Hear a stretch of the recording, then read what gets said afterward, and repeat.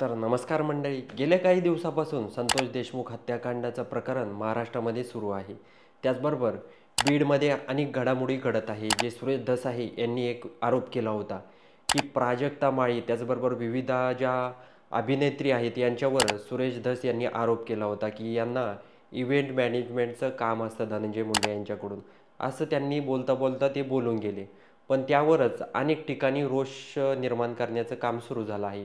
त्यावर प्राजक्ता माळी यांनी press conference देखील घेतली आहे आणि त्यांनी म्हटलं आहे की धनंजय मुंडे माझं कनेक्शन कसं लावता तुम्ही आणि कसं बघता, किती खालच्या पातळीवर राजकारण गेलं आहे. त्याचबरोबर त्यांनी असं देखील म्हटलं आहे की हे बघा, तुमचं काय असेल ते सुरेश धस आहे, आमदार आहे, त्यांनी ते बोलतात तेव्हा लाखो लोक बोलतील, असं देखील प्राजक्ता माळी यांनी म्हटलं आहे.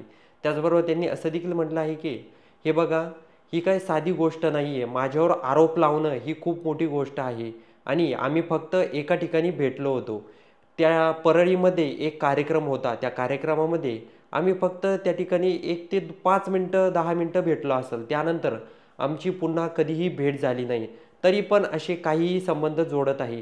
ही गोष्ट मला पटलेली नाही. आणि त्याचबरोबर प्राजक्ता माळी यांनी असं देखील म्हटलं आहे की हे बघा, तुम्ही तुमचं राजकारण तुम्ही तिकडं लक लाभो, मला काही त्याच्याशी देणं घेणं नाही, पण उगाच या भानगडीमध्ये मला घेऊ नका, असं देखील त्यांनी बोललं आहे. त्याचबरोबर त्यांनी महिला आयोगामध्ये धाव देखील घेतली आहे की माझ्याबद्दल असं सुरेश धस यांनी वक्तव्य केलं आहे, याला त्यांनी असमर्थन नोंदवलं आहे. त्याचबरोबर त्यांनी म्हटलं आहे की हे योग्य नाही, हे राजकारणामध्ये तुम्ही काही आरोप प्रत्यारोप करता, पण आमच्या सारख्या अभिनेत्रीवर असा गलिच्छ आरोप करण्याचा अधिकार तुम्हाला दिला कोणी, असा देखील त्यांनी पलटवार केला आहे.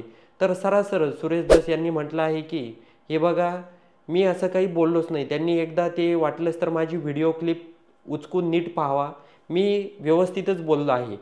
तर दुसरीकडं प्राजक्ता माळी यांनी म्हटलं आहे हे बघा, तुमचं राजकारण तुम्हाला लक लाभो, पण माझं नाव घ्यायचं कारण नाही आणि सुरेश धस हे आमदार आहेत, यांनी माझी जाहीर माफी मागितली पाहिजे. त्यावर प्रत्युत्तर सुरेश धस यांनी दिलं आहे. त्यांनी म्हटलं आहे मी काही चुकलोच नाही तर माफी मागण्याचा प्रश्नच येत नाही, त्यामुळं मी माफी मागणार नाही, असं स्पष्ट शब्द सुरेश धस यांनी सांगितलं आहे. तर येणाऱ्या काळामध्ये जे धनंजय मुंडे आहेत आणि ज्या प्राजक्ता माळी आहेत यांचे विविध कनेक्शन जोडण्याचं काम, त्यांची जी करुणा मुंडे ही बायको आहे त्यांनी देखील कनेक्शन जोडण्याचं काम केलं आहे. याआधी पण लोकांमध्ये एक सातत्याने चर्चा सुरू आहे की जर प्राजक्ता आणि जे धनंजय मुंडे आहेत यांच्यामध्ये जर काही कनेक्शन नसेल तर ज्यावेळेस करुणा मुंडे बोलल्या होत्या त्यावेळेसच प्राजक्ता माळी यांनी प्रेस कॉन्फरन्स का घेतली नाही, असा देखील लोकांकडून प्रश्न विचारले जात आहे. ज्या प्राजक्ता माळी आहेत आणि धनंजय मुंडे आहे यांच्याबद्दलच प्राजक्ता माळी यांनी स्पष्टपणे स्पष्टीकरण दिलं आहे. उगाच काही तुमच्या राजकारणासाठी आमचा उपयोग करू नका. आम्ही एक चांगल्या अभिनेत्री आहोत, त्यामुळं आमच्यावर कुठलीही कमेंट नको. तुमचं काय राजकारण असेल ते तुमचं तुम्ही बघून घ्या, असं देखील त्यांनी सांगितलं आहे.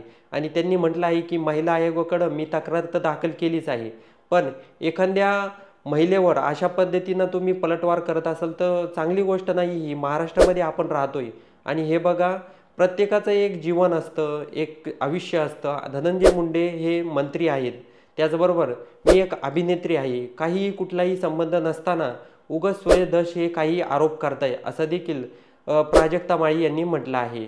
तर प्रेक्षक मित्र हो, प्राजक्ता माळी आणि धनंजय मुंडे यांच्याबद्दल तुम्हाला काय वाटतं कमेंटमध्ये नक्की कळवा आणि व्हिडिओ आवडला असेल तर चॅनलला सबस्क्राईब करायला विसरू नका.